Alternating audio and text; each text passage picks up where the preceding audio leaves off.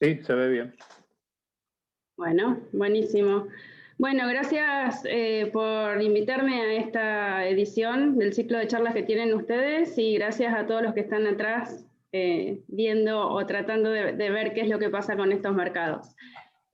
Para comenzar, cuando estuvimos viendo con Luciano qué título poner, yo venía en charlas, digamos, en estas semanas, el título de la charla era con signo de pregunta, era mercados en alerta, porque realmente había algunos indicadores que nos hacían pensar que podíamos estar en una situación de alerta. Hoy podemos decir que estamos realmente en un mercado sin demasiado signo de pregunta, en un alerta máxima, especialmente cuando estamos desde el punto de vista del productor, que nos interesa no perder valor en los precios que recibimos, ¿no? Y esta sugerencia que sí me hizo Luciano, que me parece muy buena, de cómo nos paramos como productores, ¿no? Como actores o espectadores. Vemos pasar todo lo que está ocurriendo, nos llenamos de información o vamos tomando esa información para ir tomando decisiones. Bueno, vamos a comenzar. A mí siempre me gusta hacer un repaso de cómo estábamos y hace un tiempo, cómo estamos hoy, y entonces, viendo cuáles son los indicadores que hicieron que lleguemos a la situación que estamos actualmente, podemos inferir qué es lo que puede pasar en el próximo tiempo.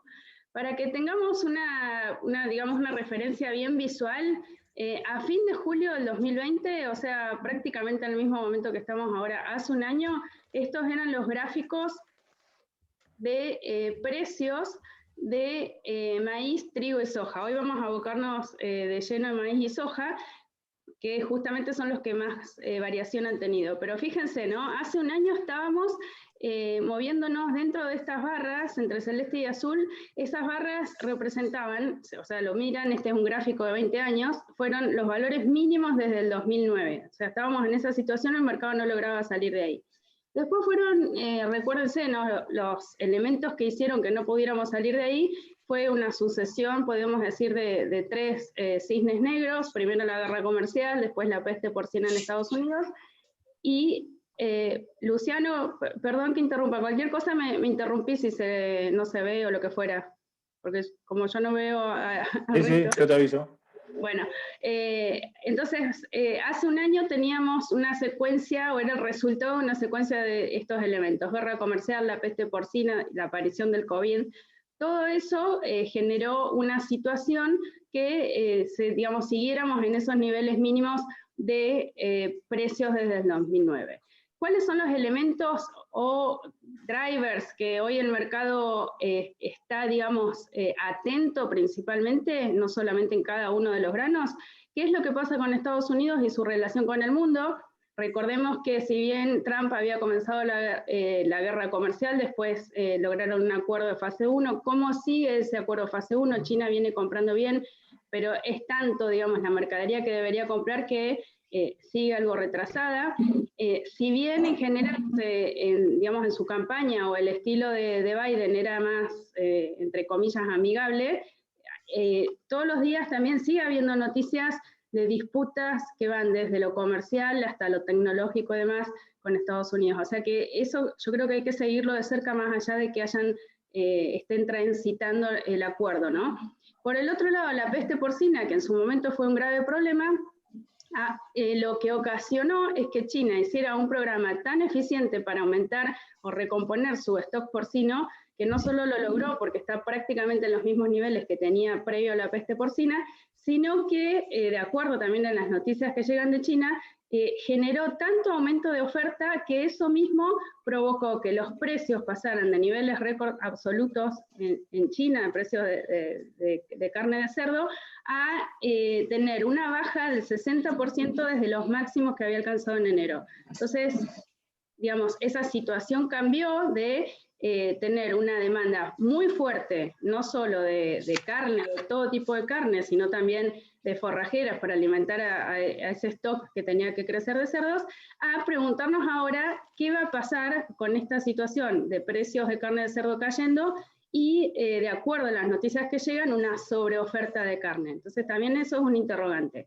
Bueno, y el COVID pasamos de estar viendo cómo nos contagiábamos en todo el mundo a ver cómo las vacunas están llegando en cada caso, y la llegada de una vacunación eficiente, ya está comprobado, genera que las economías puedan volver a una cierta normalidad, en algunos casos muy similar a la que teníamos pre-COVID. Entonces, todos estos indicadores son importantes porque le dan el contexto general a la economía sobre la cual se van desarrollando las ofertas y demandas de los granos. ¿Por qué, comento esto de las vacunas? Porque ahora vamos a ver cómo, a pesar de haber estado en una situación tan terrible hace un año, donde prácticamente todo el mundo estaba cerrado, a medida que se fue abriendo de a poquito la economía y demás, tuvimos esta explosión de precios en todo. Estos valores así tan, llamativos y fuertes, están relacionados con los niveles mínimos que tocaron cada uno de estos indicadores el año pasado, no el valor que hacía un año. Recordemos que en el petróleo, por ejemplo, el mínimo, sin contar el día ese que cotizó negativo, fue $17.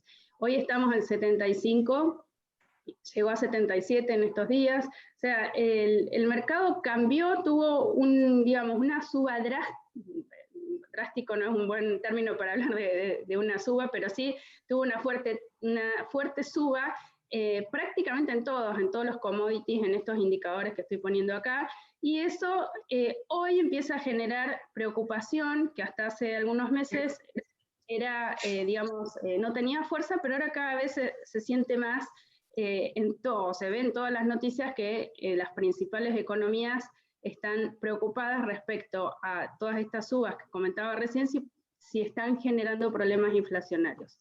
Estas son las expectativas de crecimiento del Fondo Monetario Internacional. Esto fue a abril del 2021. Como positivo podemos decir que salimos de lo peor, evidentemente, a nivel global.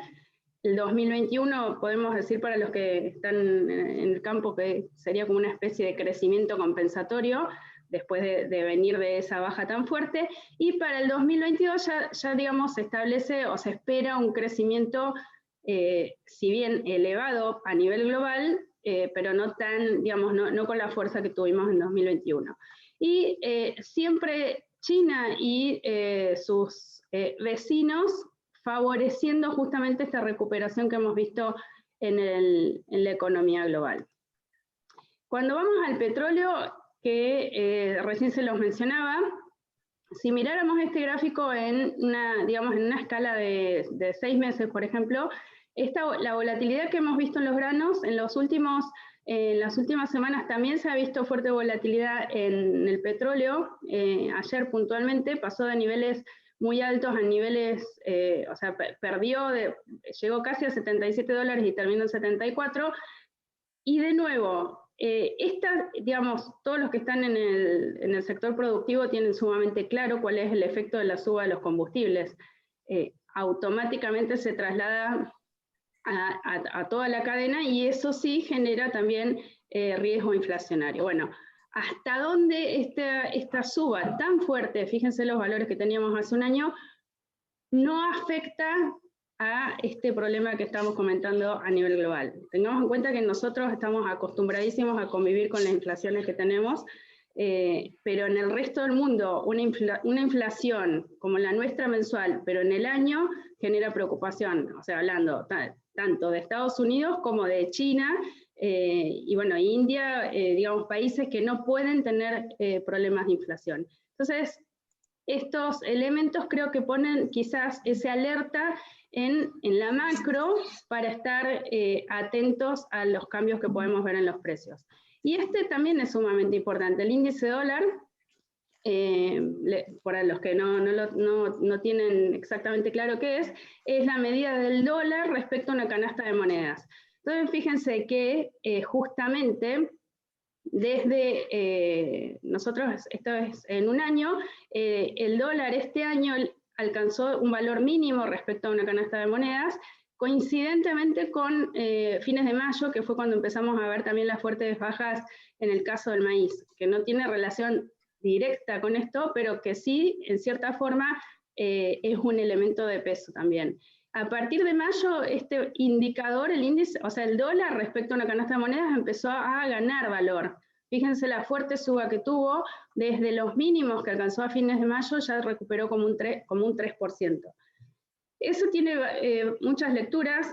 Yo no soy economista, pero digamos, dos cosas importantes que creo que saltan, digamos, a la vista. Por un lado, en general, cuando el dólar va perdiendo valor a nivel internacional, los commodities que cotizan en dólares, en general, digamos, para los importadores tienden en cierta forma a ser más baratos y eso favorece la demanda. ¿Qué pasa cuando ocurre lo contrario?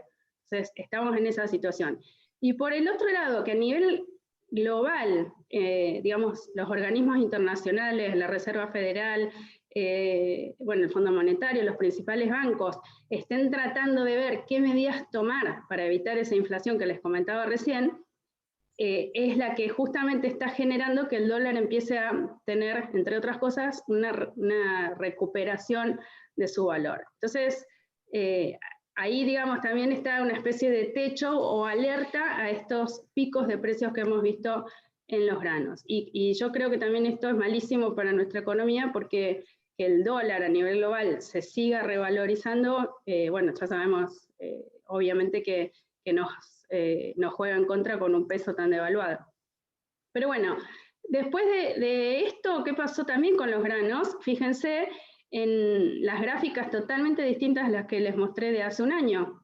Esto fue en mayo de este año, llegamos a los mismos picos que solamente 3 veces anteriormente en los últimos 20 años se habían alcanzado el maíz, y la misma situación para soja. Llegamos, o sea, los granos siguieron con ese comportamiento explosivo que vimos en el resto de los indicadores. ¿Cuál fue quizás el principal motor, no solamente en granos, para que tengamos ese resurgimiento en todos los indicadores? Fue China. China, si, digamos, para los que seguimos los mercados, todos los días aparece moviendo los mercados, ya sea por su fuerza en la demanda o por que un día se corre un poquito y entonces genera preocupación que haya cancelaciones, o porque está proyectando que va a aumentar su producción o su demanda, etc.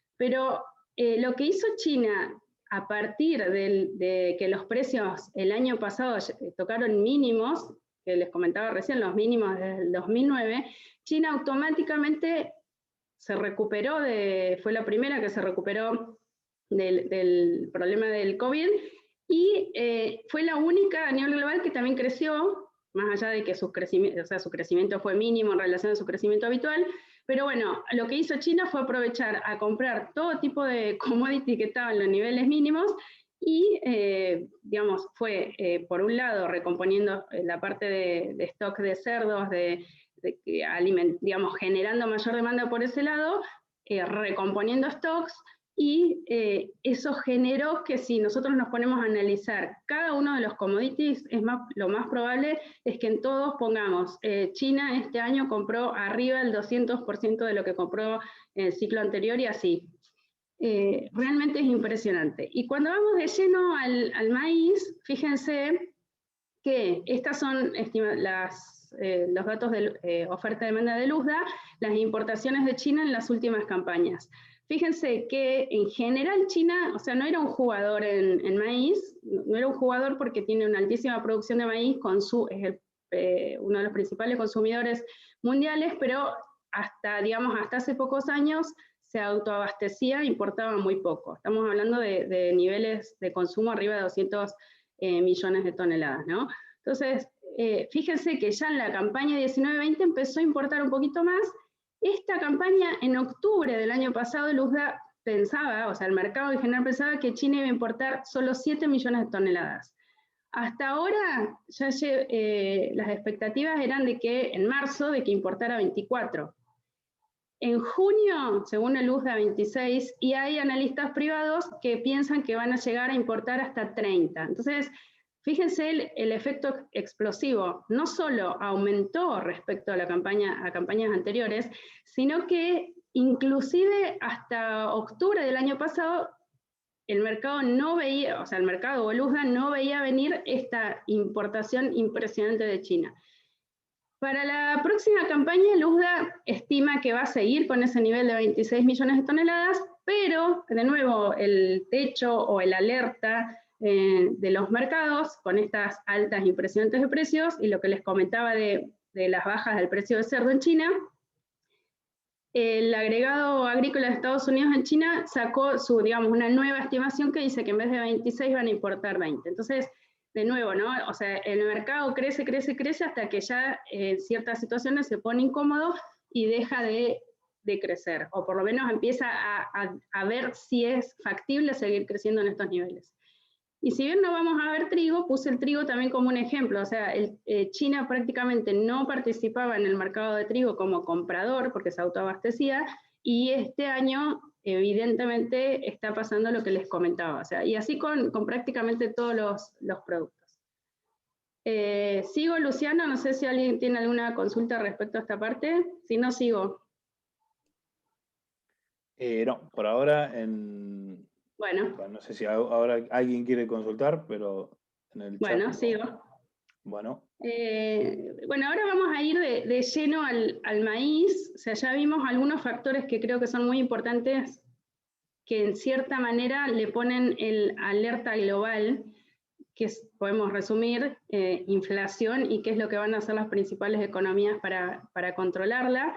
El dólar, que en relación con esta noticia que se está revalorizando a nivel global, y el petróleo, que también está llegando a niveles que retroalimentan esa inflación, ¿no? Hasta el momento los principales países productores y exportadores no decidieron modificar la producción, y eso es lo que también genera que los precios sigan subiendo. Recordemos que después entra en juego todo lo otro, ¿no? Si a estos niveles es rentable hacer mayores inversiones de shale en Estados Unidos, demás, pero esa es la situación hoy.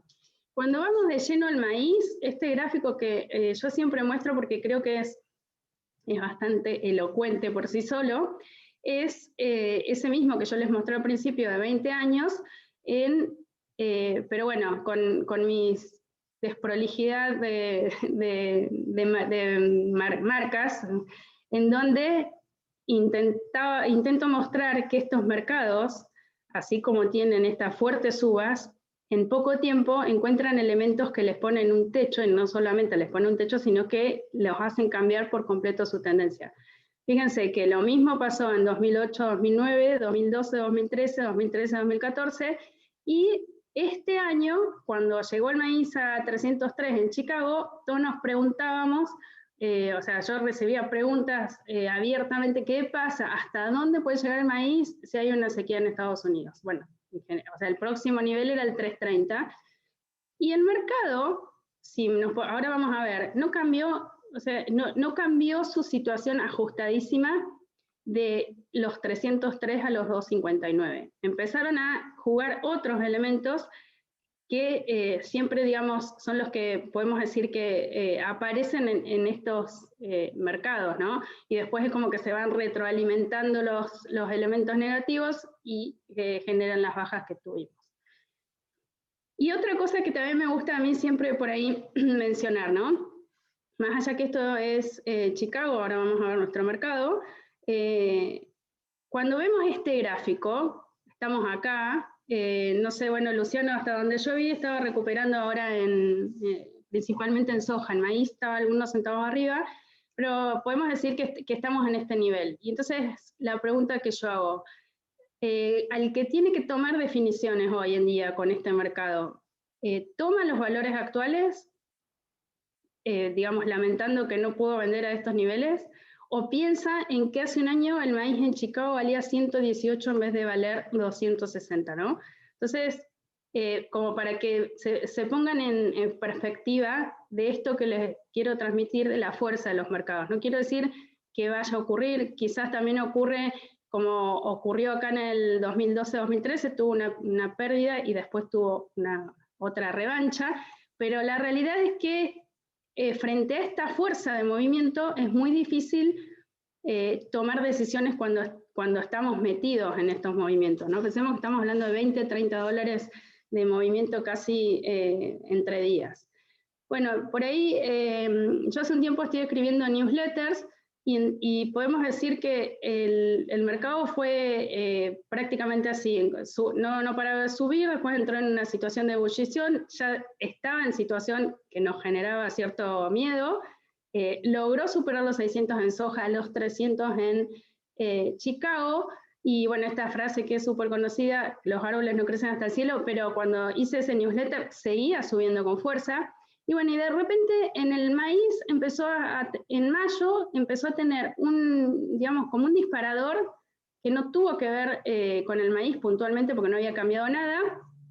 Y digamos, el día que empezó a caer fuerte el maíz, coincidió con el día que la primera fuerte caída del Bitcoin, que no tiene nada que ver con el maíz, pero digamos, una fuerte caída del resto de los mercados que también hizo que digamos, las posiciones especulativas compradas vendieran en distintos mercados y fue la primera fuerte caída del maíz en mayo. Bueno, y así vamos llegando a los niveles que tenemos actualmente.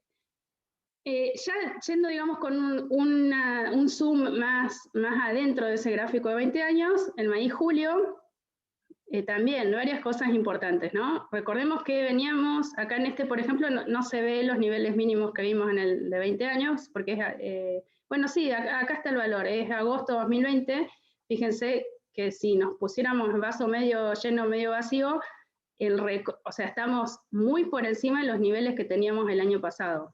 Ayer hice un videito y en el caso de maíz es impresionante, o sea, el maíz sigue estando 90% arriba de lo que estaba el año pasado.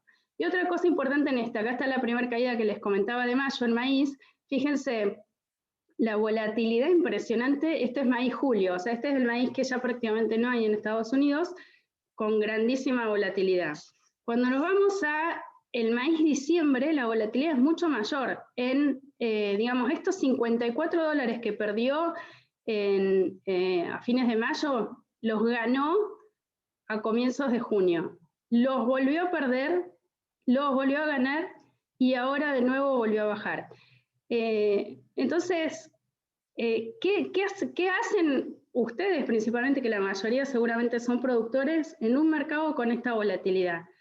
Digamos, si fueran especuladores, sería súper golazo saber que estamos entrando en volatilidad, entonces, no sé, acá me compro coles, si la tuviéramos súper clara, cosa que es muy difícil que todo el mundo la sepa, acá la vendo, acá, bueno, como productor, una que no pueden estar todos los días viendo el mercado, pero sí es sumamente importante, digamos, que en este caso hablen con sus comerciales de LBO, por ejemplo, y se anticipen a estos movimientos, porque no es lo mismo tener que fijar obligadamente, porque se te vence el periodo de fijación el 30 de junio, cuando perdiste todo, perdiste todo esto, que tener la posibilidad de esperar, y en todo caso vas a poder vender un día que sube 10, 14 dólares en el mercado local. Entonces, es fundamental esto de no solo ver el mercado, sino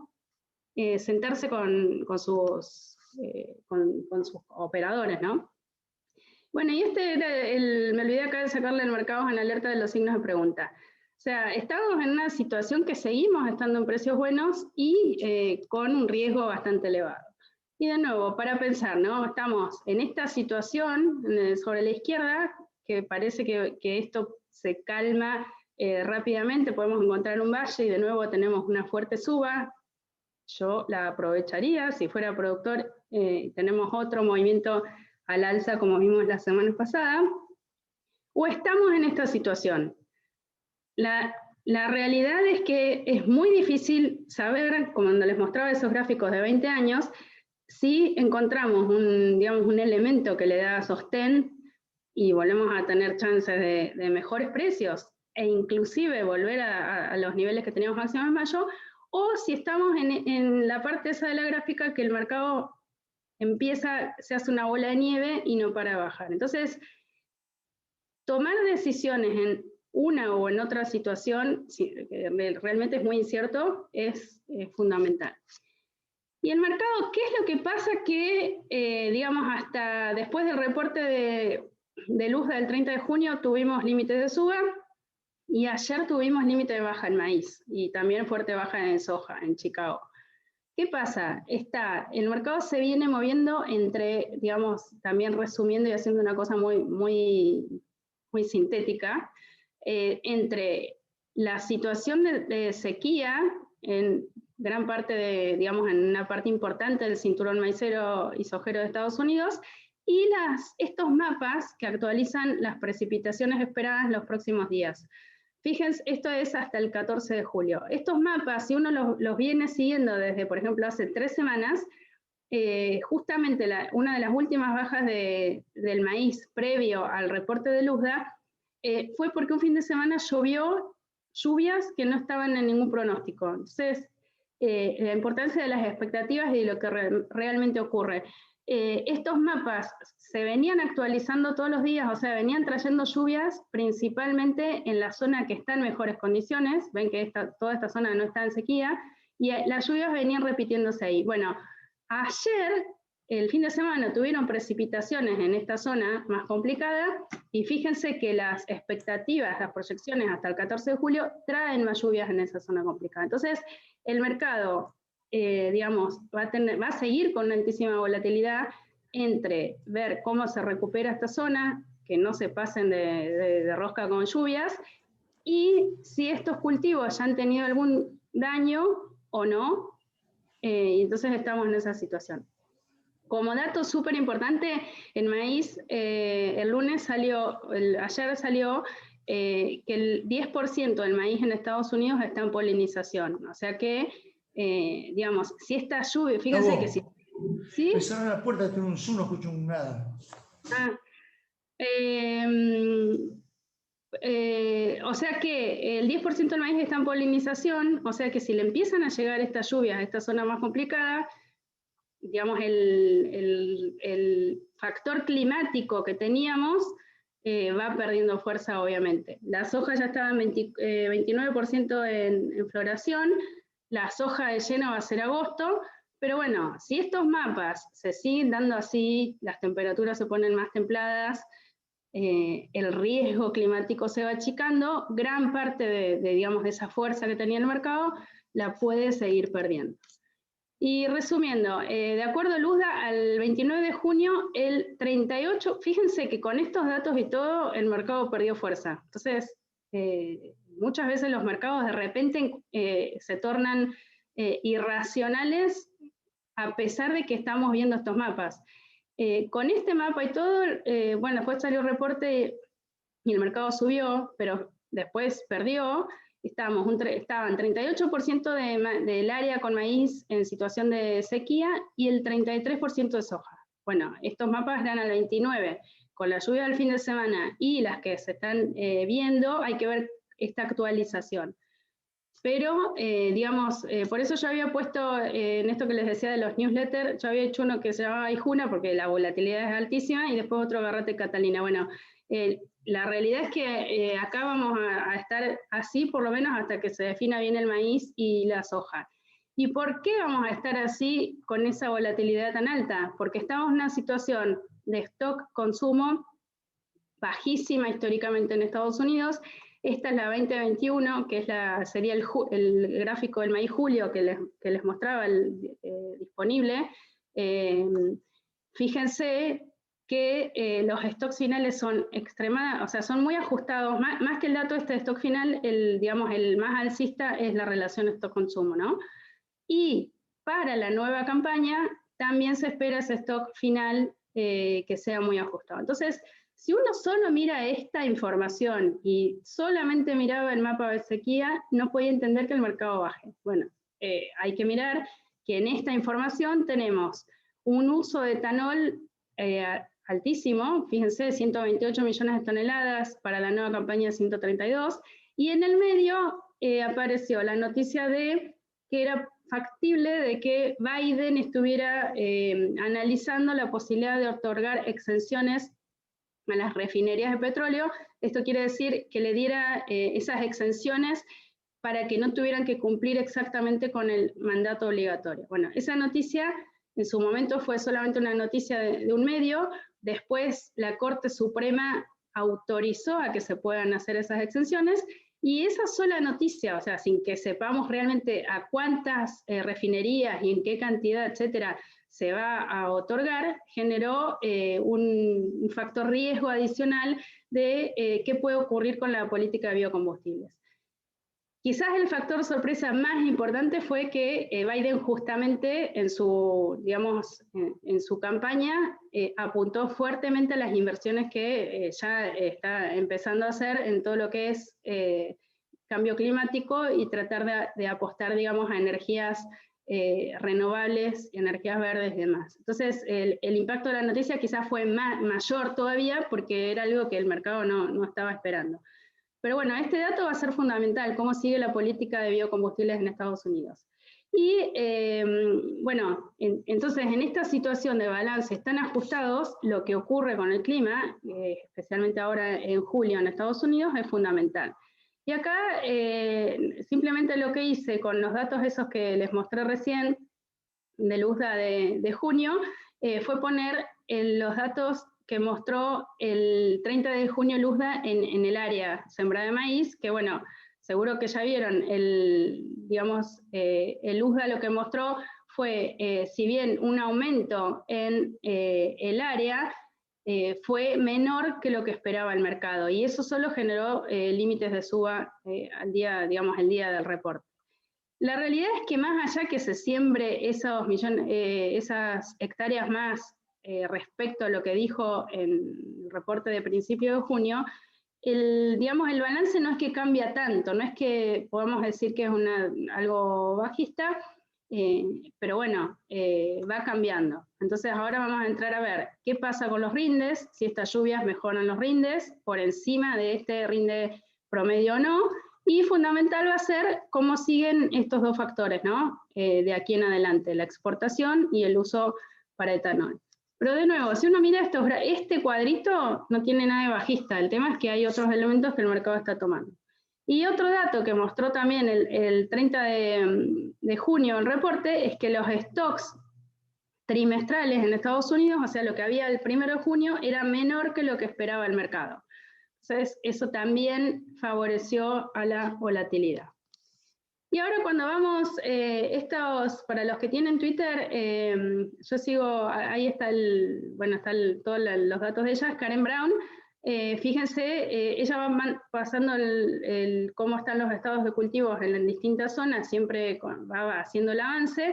Fíjense que más allá de que veíamos que el 38% del área estaba con sequía y demás, bueno, en estos estados no se ve que esté en una situación complicada. Sí, el que estaba más complicado, que era North Dakota, estaba, digamos, en esta situación ahora en la recorrida que hizo el 4 de julio. De todas maneras, acá entran todos los que son bien productores, y bueno, investigadores y demás, hacen todos sus cálculos para ver hasta cuánto puede incidir el mal estado de estos cultivos en relación a los que están en mejores condiciones que les mostré recién. Como para tener una referencia, la producción de North Dakota es solamente entre un 3 y un 4% de la producción total. Entonces, ahí empiezan todas las estimaciones para ver si se compensa en los estados más productores con las pérdidas en estos estados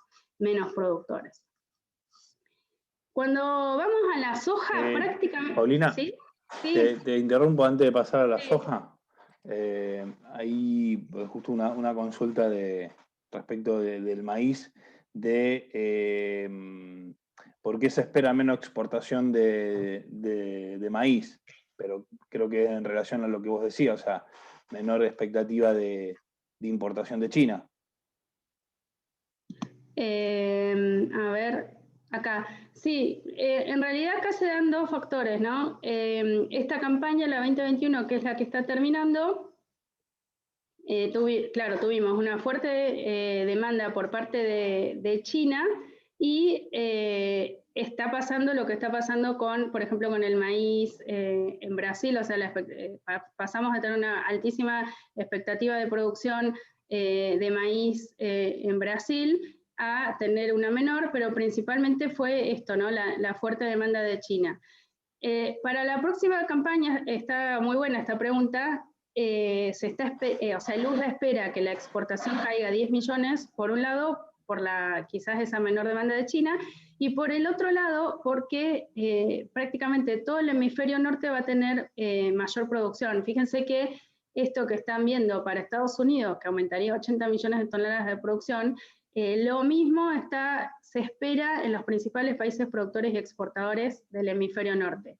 Y a eso, pensemos que esta campaña 21-22 de Estados Unidos, que es la que, digamos, van a cosechar entre septiembre y diciembre, bueno, nosotros prácticamente ya no vamos a tener seguramente maíz, y Brasil tampoco, o sea, quizás Brasil tiene que importar, pero en esta campaña nosotros en abril le empezamos también a generar competencia, y para la próxima campaña se espera, digamos, producción récord en Sudamérica. O sea, falta muchísimo, todos estos, como para que tengan una idea, todas estas estimaciones van cambiando mes a mes, y si las comparamos, digamos, si vemos las primeras estimaciones del USDA con las actuales, como para tener una idea, este stock final, que hoy está en 28, arrancó arriba de 60 más o menos. Entonces, que era cuando teníamos los precios mínimos el año pasado. Entonces, digamos, estos factores son los que hay que ir siguiendo muy de cerca. Pero básicamente sería por quizás menos demanda de China y por mayor competencia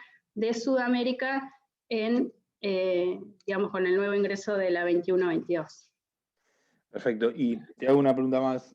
El rinde estimado, digamos, para la campaña que viene, digamos, en perspectiva para el año anterior, ¿en qué rango estamos? O sea, ¿es récord? ¿Es de muy bueno a excelente? O sea...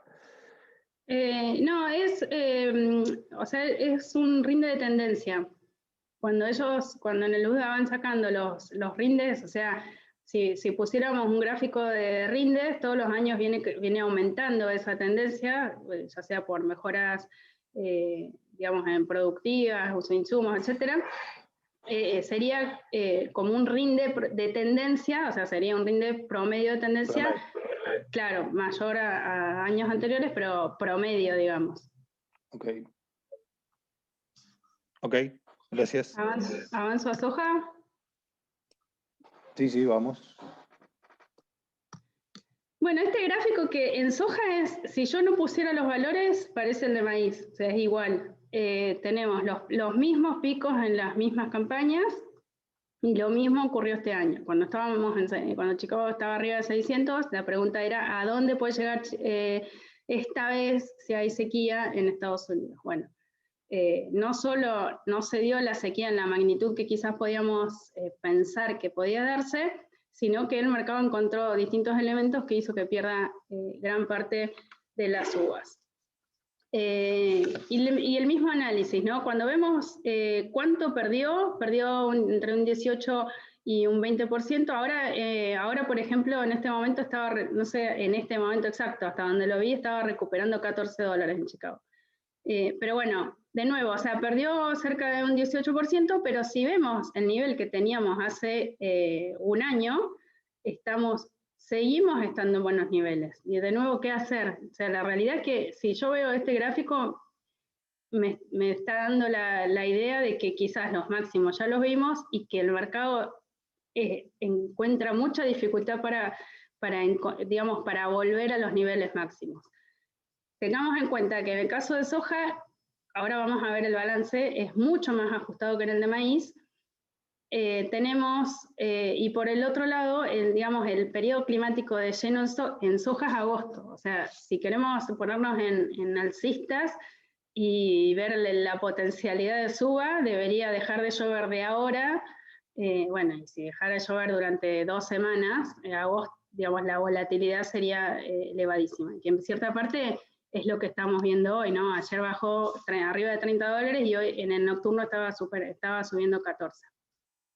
Cuando vamos a, que lo mismo que les mostré el maíz, lo puse junto como para que noten la diferencia. La soja julio, que es la que ya no queda, digamos, que sería la campaña que está terminando, perdió fuertemente valor, y la noviembre, perdón, algo similar a lo que veíamos en maíz. La noviembre, que es la nueva campaña, fíjense la volatilidad impresionante, o sea, ya tuvo 3 intentos, digamos, 2 bajas fuertes, no, ahora esta sería la tercera, y 3 intentos de volver a los niveles máximos de mayo. O sea, evidentemente la que va a seguir teniendo mucha volatilidad es la noviembre, que es la que les comentaba recién, que hasta ayer, o sea que Luzde informó que estaba 29% en floración, viene adelantada respecto al año pasado.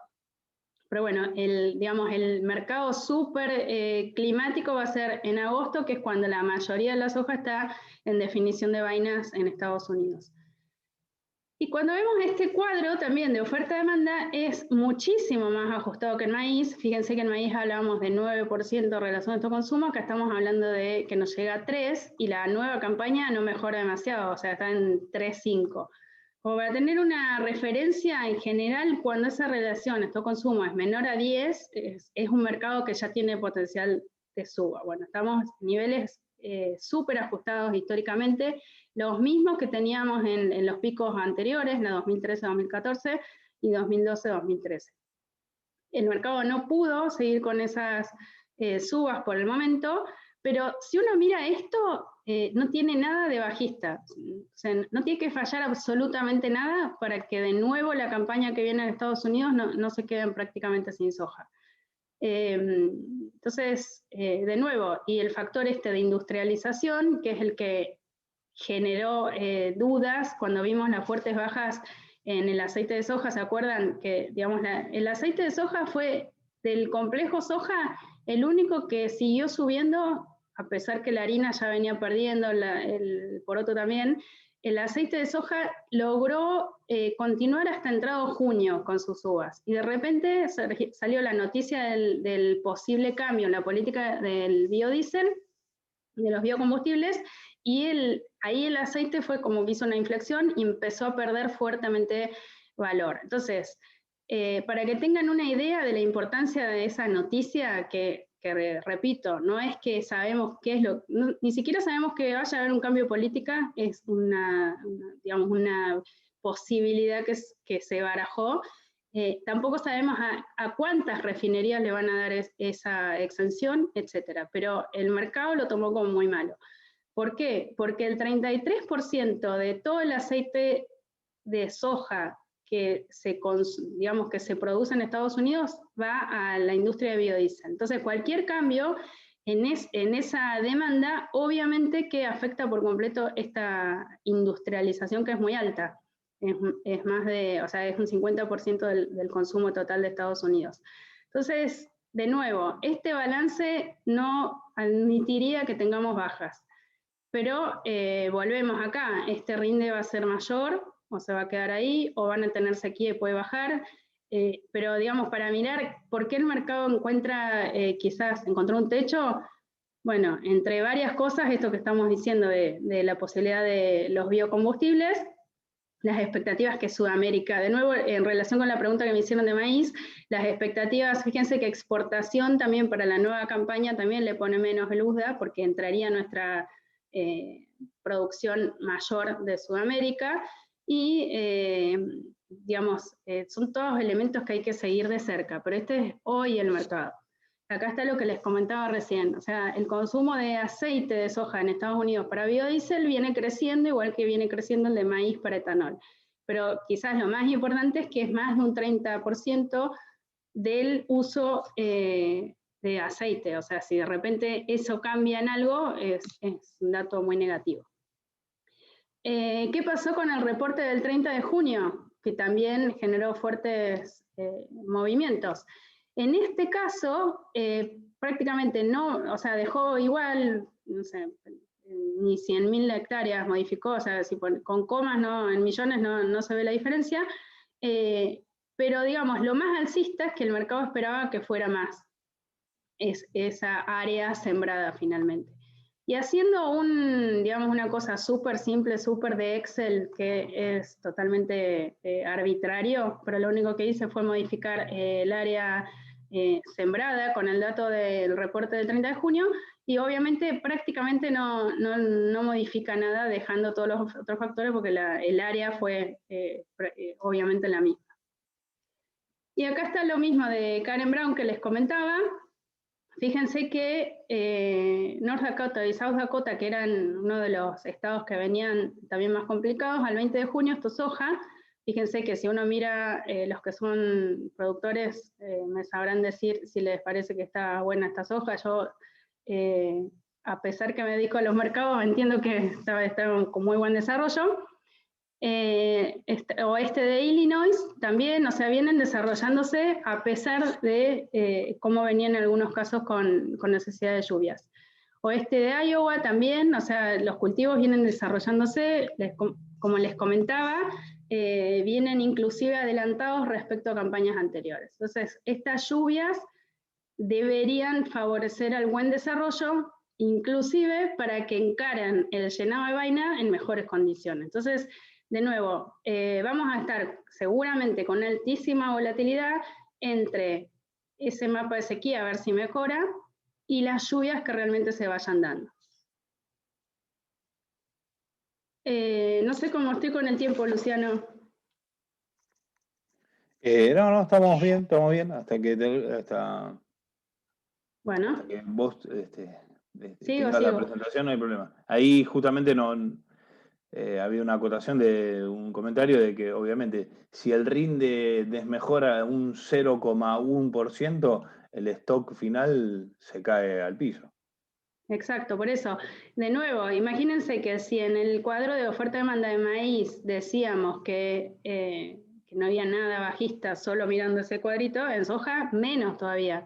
No, digamos, si uno mira solo esto, no hay manera de explicar que el mercado haya tenido casi límite de baja ayer, por ejemplo.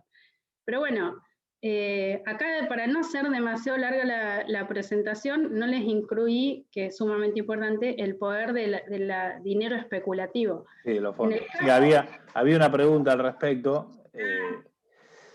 de que si el mercado estaba muy influenciado por los fondos especulativos o por variables por ahí más financieras, y ahora se está tendiendo a un mercado más real, propio del mercado, digamos, sin esta variable. O sea, sí, pero, digamos, bueno, sí, es como una discusión más filosófica. No, es que es fundamental, está muy buena la pregunta. Yo no incluí los gráficos porque si no me parecía que se hacía demasiado largo, pero es fundamental.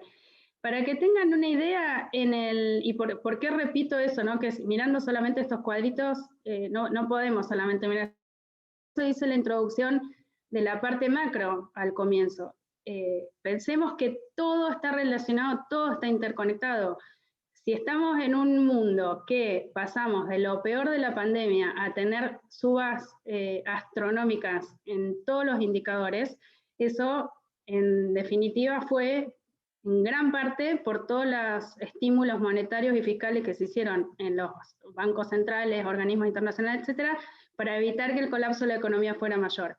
Ahora, y eso favoreció justamente la mayor demanda de importadores, la mayor compra, la recomposición de stocks, etcétera, la suba de los precios de los granos. Entonces, ahora estamos en el otro lado, donde todos estos organismos, bancos centrales y demás, están preocupados por la inflación. Entonces, todos esos estímulos que pusieron, hoy no los pueden sacar porque la economía todavía no está del todo recuperada, pero sí están evaluando si empiezan a ir sacándolos y, digamos, evitando que siga esa bola inflacionaria que para el resto del mundo es gravísimo. Ni pongamos en la balanza que si el resto del mundo está en inflación, ¿qué puede ocurrir acá? Y el otro dato del dólar también es sumamente importante, y vuelvo a la pregunta que me hicieron de la parte especulativa. Cuando yo les comentaba que el maíz, su primer fuerte baja fue en mayo, que coincidió con lo del Bitcoin, y de que fue que Elon Musk dijo que no iba a aceptar el Bitcoin para comprar los autos, y que hice la aclaración, no fue directamente eso. Sí tiene relación esto que me preguntaban de la especulación. En mayo, los fondos especulativos en Chicago llegaron a tener cerca de 50 millones de toneladas compradas en forma especulativa. O sea, una cosecha argentina en manos de fondos especulativos que compran y venden de acuerdo a cómo les va cerrando, no solo eso, sino en base a disparadores, algoritmos, etcétera. Entonces, cuando esos fondos están en modo comprador, estamos todos contentos, ayudan esa fuerte suba que vimos, etc. Cuando esos fondos empiezan a ver que hay 3 cositas, 1, 2, 3, que les empieza a generar algún ruido y vienen ganando el 100% desde los mínimos del año pasado, automáticamente deciden correrse. ¿Para qué van a seguir ahí si realmente pueden capturar ganancias? Bueno, y una cosa fue llevando a la otra, los fondos empezaron a liquidar posiciones antes de que mejore el clima y demás, y ahora encima mejora el clima y seguimos, como les dije, en 90% arriba de los niveles mínimos del año pasado, esa fuerza especulativa obviamente se sale. Entonces, lo positivo, entre comillas, es que entramos a julio, mercado climático, con esa posición relativamente limpia, porque pasaron de 50 a tener cerca de 30, o sea, se limpió, pero siguen teniendo hasta el último reporte 30 millones de toneladas especulativas. Entonces, según como lo querramos ver, o sea, buenísimo que limpiaron, pero todavía tienen 30. Y en el caso de soja, algo similar, solo que en soja, los especulativos venían achicando posiciones desde octubre.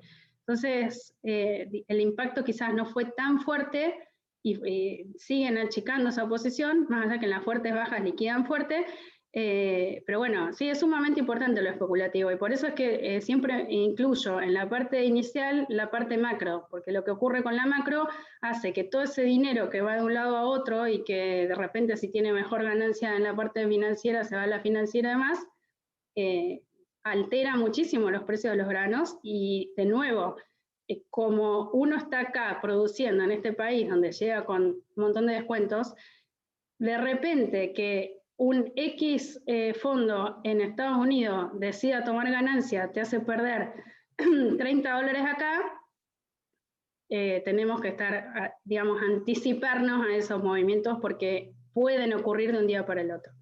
Bueno, creo que ahí contesté bastante, pero es sumamente importante, por eso la relación con todos los elementos macro. Bueno, y de todo esto que vimos afuera, este dato me parece súper importante. Al momento, al 30 de junio, de acuerdo al Ministerio de Agricultura, o sea, este dato también es de Excel y seguro que va a haber gente que difiera. Les cuento qué es lo que tomé. Al 30 de junio el Ministerio de Agricultura da la estimación de cuánto se negoció, cuánto hay a fijar, cuánto no, y bueno, yo lo que hice fue tomar el dato de producción de la Bolsa de Cereales Buenos Aires, pero porque ya lo venía tomando, sacarle cuánto se vendió, y entonces estos 20 millones de toneladas de maíz al 30 de junio estaban sin precio, o sea, tomando 48 millones de toneladas de producción. Si tomamos 50 de la Bolsa de Comercio de Rosario, es más. Pero para tener un parámetro de dónde estamos parados con la cantidad de mercadería que todavía no tiene precio. De esos 20 millones de toneladas sin precio, es el 16, entre comillas, quiere decir que está en manos de productores. O sea, la diferencia entre los dos es mercadería entregada a fijar. Pero digamos, en manos de productores, haciendo este Excel súper resumido, serían 16, en total 20 de maíz, y el mismo análisis 26 millones de soja sin precio y 20 en manos de productores. Cuando vemos en porcentajes, estamos en los dos productos, en maíz por encima de los porcentajes que había el año pasado con precio, y en soja estamos prácticamente en el mismo nivel. O sea, no es que este año se retuvo menos, más, o sea, estamos más o menos en el mismo nivel. Los viernes, también hace un año, participo en un vivo por Instagram, y siempre hacemos encuestas, ¿no? Y entonces, el viernes pasado, tuvimos subas, o cerramos con subas, la semana cerró con subas, y la pregunta que nos hicimos, o que hicimos, fue si se venía la revancha, siempre consigno una pregunta por las dudas, para cubrirme, y de un viernes a viernes el mercado había ganado $14 de soja y 12 en maíz. La pregunta era, ¿qué hacía el productor que estaba del otro lado? Si subía $10 más, ¿lo capturaba o no? Bueno, fíjense que ya, digamos, en general se empieza a ver que estos mercados van perdiendo terreno, algo hay que hacer. El 72% dijo que si había otra suba la tomaba. Bueno, después esa suba no sí se dio, tuvimos otro día de suba y después desplome. Pero bueno, de nuevo, sentarse con los chicos de LBO y definir qué hago si vuela de nuevo, si se desploma de nuevo, si puedo esperar hasta que pasen las elecciones o no. O sea, un montón de variables que inciden en las decisiones que tienen que tomar. Y bueno, y acá quizás es confuso, pero es lo mismo que les mostré recién, ¿no? ¿Cuánto?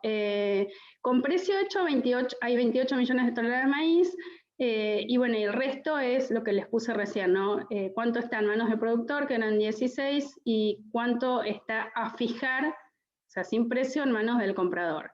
Y fíjense que lo que les comentaba recién, en relación al año pasado, hay más ventas. Este año hay 28 millones de toneladas con precio, el año pasado había 24, y estamos hablando de este año una producción menor. Y cuando vamos a la nueva campaña, me parece muy positivo que ya se negoció también muy por encima de lo que se había negociado el año pasado a la misma altura. O sea, se aprovecharon los precios y en cierta forma se anticipó con las decisiones. Y este es otro alerta de los que por ahí hablamos, que tienen que ver muy de lleno con el mercado local,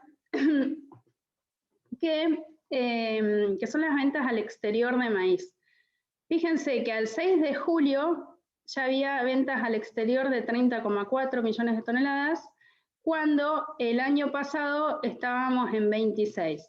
Pero bueno, el dato en sí mismo, o sea, solo nos dice que buenísimo que estábamos vendiendo mucho al exterior, pero el más importante de todos es que con el nivel de producción que tenemos este año, este saldo, asumiendo, de nuevo, ¿no? Hay distintas estimaciones y demás, asumiendo un consumo interno de 15 millones de toneladas, el saldo exportable estaría entre 32 y 34 millones de toneladas. O sea, ya estamos en el 90% de ese saldo exportable que debería ser hasta que ingrese la nueva campaña.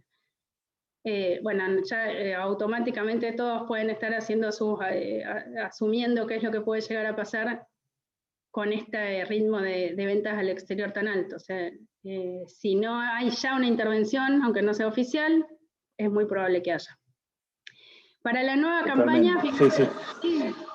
No, eso, totalmente. O sea, o te interviene te interviene el mercado del Estado o la exportación se retira, digamos. No hay mucho margen.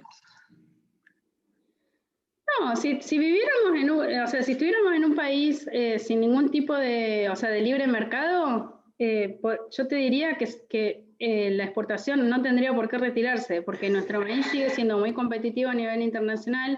Brasil va a tener mucho menos maíz para exportar, va a tener que importar, porque con la super caída de producción que tuvo, ellos tienen un altísimo consumo doméstico también. O sea que en un país de libre mercado sería una muy buena noticia y esas ventas al exterior podrían avanzar. Pero no estamos en esa situación. Sí. O sea, sí, lo otro es, no sabemos si la exportación esto lo hace porque tiene mercado o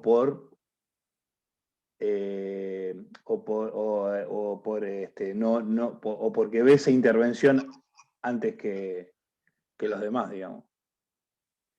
Sí, la verdad no sé, son digamos, muchos usan la palabra secretos a voces. Yo la verdad no tengo digamos, no puedo hacer la constatación de que ocurra, pero sí, digamos, en ocasiones anteriores ocurrió que cuando llegamos a un saldo exportable, a un porcentaje muy alto del saldo exportable, ya sabemos, se ha cerrado en otros años el maíz, el trigo, etcétera. Bueno, y sumado a eso, si quisieran, también podrían aumentar derechos de exportación. Derechos de exportación quizás no veo ahora que tenga efecto por esto justamente, porque ya se exportó el 90%, o sea que ese derecho de exportación no generaría un ingreso de divisa adicional. Sí para la nueva campaña, que todavía queda mucho. Pero, digamos, si hubiera realmente un cierre de registro, es la peor de todas las noticias, porque obviamente que se te retire el que compra el 70% del maíz, digamos, es una mala noticia. No, digamos, no, como decía, no lo puedo ni asegurar, pero también es uno de esos alertas que les decía que hay que tener en cuenta. Y por el otro lado, yo creo que con Brasil podríamos seguir haciendo negocios, y además lo que les decía, o sea, seguimos estando competitivos hasta que ingrese toda la producción del hemisferio norte, podríamos seguir haciendo operaciones. Y cuando vamos a soja, lo mismo que les mostraba también separado, o sea, mercadería con precios, fíjense, el verde, estamos en el mismo nivel que el año pasado, 17 millones de toneladas. El año pasado, inclusive, como la producción fue mayor, teníamos más cantidad de mercadería todavía sin precio. Esto es lo que queda sin precio en manos del productor, que les mostraba en el gráfico anterior, sin precio en manos del comprador, 7.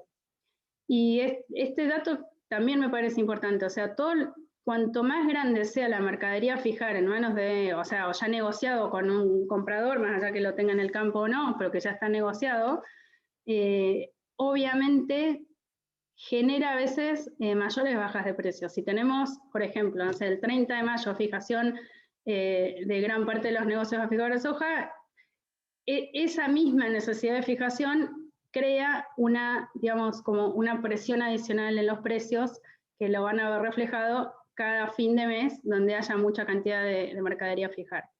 Y cuando vamos a la nueva, también me parece bueno que más allá que los volúmenes siempre son mucho más bajos, se ha negociado más que el año pasado a la misma altura. Cuando vamos a embarques, fíjense, estos son los embarques, bueno, estos arrancamos, ¿no? Fue todo el año, estamos acá en esta situación, a fin de julio, ya estoy perdida, estamos a comienzo de julio, fíjense, el rosa es maíz, o sea que tenemos una cantidad impresionante de maíz por embarcar, en relación con esto que estábamos hablando recién, y también subproductos de soja, o sea, todo lo que es subproductos de soja se sigue avanzando con ventas también al exterior. Y un tema que es fundamental en todo esto es que más allá de todos los riesgos políticos, tenemos además la mala suerte de tener la bajante del río Paraná. Entonces, que no solo complica logísticamente, sino que también a los compradores les hace, digamos, tener mayores costos. Seguramente los premios en los puertos del sur vayan aumentando, justamente por esa situación. ¿Y por qué digo mala suerte? Porque por lo mismo, si tuviéramos mercado libre, esta, digamos, caída de producción de Brasil son todas oportunidades para nosotros, pero si de repente no tenemos posibilidad de hacer los embarques por los puertos del sur y demás, o subir mercadería, también, digamos, es un elemento negativo para la comercialización. Y bueno, y esto es lo mismo para la próxima campaña. También todo esto es maíz, bueno, y trigo, pero fíjense lo que veíamos hoy, ¿no? O sea, cerca de 4 millones de toneladas ya declaradas de maíz, me parece muy positivo, o sea, para arrancar la nueva campaña. Bueno, ¿y cómo estamos con el clima? Respecto a la semana anterior, se ha ido perdiendo cierta humedad en el perfil. Hoy veía algunos que en Twitter estaban poniendo que estaba lloviendo, no sé, ahí si está lloviendo, Luciano.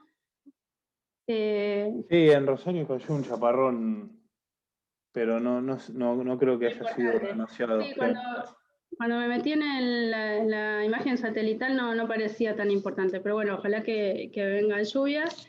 Y como para ir cerrando, ¿no?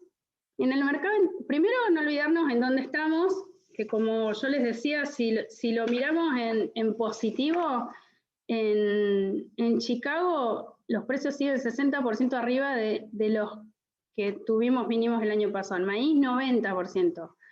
En el plano local es distinta la situación, obviamente, porque ahora lo vamos a ver, pero en soja, en el disponible, seguimos estando 42% arriba de lo que había el año pasado. Seguramente que me van a decir los insumos, obviamente que aumentaron, pero obviamente que tenemos esas situaciones, que por esto que les decía, de toda la demanda y demás, que los insumos también aumentaron, pero el mensaje es que los insumos siguen aumentando y vienen, digamos, con retraso respecto a los granos, y que no tenemos esa certeza que los granos vayan a seguir con esa fuerte suba. Entonces, de nuevo, la toma de decisiones. Y en maíz, de la nueva campaña, también estamos, o sea, para definir la 21-22, en soja estamos 35% arriba del año pasado. O sea, el año pasado había $220 para definir digamos, la actual. Y en el maíz había 130. Entonces, de nuevo, digamos, la mirada hoy, la mirada de lo súper terrible que puede pasar que siga cayendo el mercado, y la posibilidad que suban. Para cada uno de esos escenarios pueden tomar alguna decisión. Puede ser no hacer nada, o puede ser hacer 3 cosas distintas. Pero, de nuevo, ¿no? Lo importante de analizar qué hacer. En el corto plazo, a seguir, yo puse mañana de cortísimo plazo, qué es lo que pasa con el clima en Estados Unidos. O sea, se recupera esa sequía, qué pasa con los rindes, ustedes vieron lo ajustado que es. O sea, cualquier mini cambio en los rindes puede generar un impacto muy alcista o muy bajista. Los fondos en maíz principalmente siguen comprados, ver qué pasa con la inflación, las decisiones de que si se toca la tasa de interés o no. Otra de las fuertes bajas que vimos en este último tiempo tuvo que ver con las noticias que la Reserva Federal había dicho que iba a anticipar el aumento de tasas de interés, qué pasa con el índice dólar, etcétera. Más o menos todo lo que vimos, ¿no? En el hemisferio norte llueve. Ayer, cuando veía el reporte de mercados de arranque, después del feriado en Estados Unidos, había llovido en las zonas más complicadas en Estados Unidos, en las zonas más complicadas de China, en las zonas más complicadas de la Unión Europea, en las zonas más complicadas de Canadá. O sea, parecía una nube generalizada por todos lados. De repente, no nos olvidemos que el hemisferio norte son los grandes productores de prácticamente todos los forrajeros, y de trigo también, y entonces todo lo que está pasando ahora es muy importante para la definición de la campaña 21-22. Clima Sudamérica, todo lo contrario, acá necesitamos que llueva para encarar bien la nueva campaña. En China, lo que les comentaba, los cerdos ya, digamos, tienen un stock recuperado. La relación con Estados Unidos, que para mí es muy importante, bueno, y con el resto del mundo. Biden vio combustibles, sequía Brasil, heladas, bueno, ya vimos las consecuencias, ¿no? Y el mercado, ¿qué pasó? Nada, todos los días venimos viendo desde hace un mes cómo va cayendo la producción en Brasil, y el mercado parece que ni cosquillas. Se concentró, como quien me hizo la pregunta de los especuladores, en que los especuladores saliendo, las lluvias en Estados Unidos, y bueno, lo que pasó en Brasil ya venía siendo tomado. Entonces, hasta ahora no generó fuertes movimientos. Y bueno, el vaso medio lleno y medio vacío, que les comentaba recién, lo que les acabo de decir, me había olvidado que la había puesto, por eso la leí. Fíjense, desde los mínimos del año pasado, el maíz en Chicago está 93% arriba, o sea, sigue estando en niveles muy por encima. Llegó a estar como en 115, 120 arriba. La soja sigue estando 66. Bueno, si vamos a nuestro mercado, obviamente que la situación es totalmente distinta, o sea, 59 versus 93 y 50 versus 66, pero en nuestra particularidad de mercado seguimos estando arriba. Y si vamos a valores, acá estábamos en dólares por tonelada, ¿no? O sea, estamos casi 70 en maíz arriba del mínimo, esto es para los disponibles, las posiciones más cercanas, y soja 106. Ahora, si vemos el medio vacío, claro, el mercado perdió desde los máximos 11% en Chicago, malísimo en nuestro mercado. Hago la aclaración, este menos 24 es tomando los pocos días que el maíz hizo arriba de 240. Y en soja, fíjense que a pesar de nuestras características particulares de todo, la baja en relación a la baja de Chicago fue algo menor. Y acá el mismo dato en dólares por tonelada. ¿Cuánto está nuestro mercado versus Chicago? Bueno, acá están los números, con el cierre de ayer. En maíz estamos 28% abajo y en soja 37%. Recuerden que acá no es solo hacer el cálculo de los derechos de exportación, porque si nosotros vemos este dato de 28% de descuento en maíz, nos queremos, o sea, no es que el exportador se queda con la diferencia entre el 12 y el 28. Entran muchos factores, entre ellos, los derechos de exportación van sobre el FOB. El FOB nuestro argentino está muy por debajo de los valores internacionales. Y sí, después hay un montón de aditamentos de Argentina, y por el otro lado, acá estamos en plena cosecha y en Estados Unidos están finalizando su cosecha, ¿no? Pero de todas maneras este descuento es un descuento muy elevado. Y en soja lo mismo, o sea, llegamos a estar inclusive 40% de descuentos. Pensando en la 21-22, ¿cómo estamos? Desde los mínimos que tuvimos el año pasado, que yo les decía el maíz 130 en la soja 220, estamos 50 arriba por ciento en maíz, 35% de soja. O sea, ¿qué hacemos? Si la soja toca de nuevo 300, ¿lo capturamos o esperamos? O sea, esas decisiones, cada uno sabe su situación. Y cuando vemos las bajas, fíjense que en las nuevas posiciones las bajas han sido menores respecto a los máximos, ¿no? Entonces, también creo que es un dato a tener en cuenta. Las nuevas posiciones resistieron mejor los fuertes movimientos del mercado. Y esto que en definitiva, si lo vemos en perspectiva, no solamente comparando con el año pasado, los precios para encarar la nueva campaña, más allá de que ya se deterioró la relación insumo-producto y demás, el precio sigue estando por encima del promedio de campañas anteriores. A seguir local, ¿qué pasa con la bajante del río? Que complica la logística grandemente y va a encarecer todo. Va a seguramente favorecer los puertos del sur, los paros. Todo este tipo de cosas encarecen o nos van quitando competitividad a nivel internacional y hacen que los precios que llegan al productor obviamente sean menor. Intervención del mercado con signo de pregunta, obviamente. Aumento de derechos de exportación con preguntas también, devaluación, bueno, casi que sin signo de pregunta, y entre muchos otros, y el clima. Lo que les quería, digamos, de resumen, el precio en dólares por tonelada, más allá de los descuentos versus Chicago, más allá que ya perdió terreno y demás, yo creo que con esto que veíamos, que seguimos niveles por encima de campañas anteriores, de alguna manera hay que resguardar ese valor. No hay seguridad de que este mercado no va a seguir perdiendo. Podemos tener chances si hay una sequía en Estados Unidos, pero no dejemos de ver que esta sequía que venimos esperando, en definitiva se viene llenando de milímetros, poquito a poquito, entonces va quitando ese riesgo. Entonces, los precios ya tuvieron una fuerte baja, lo que dijimos recién.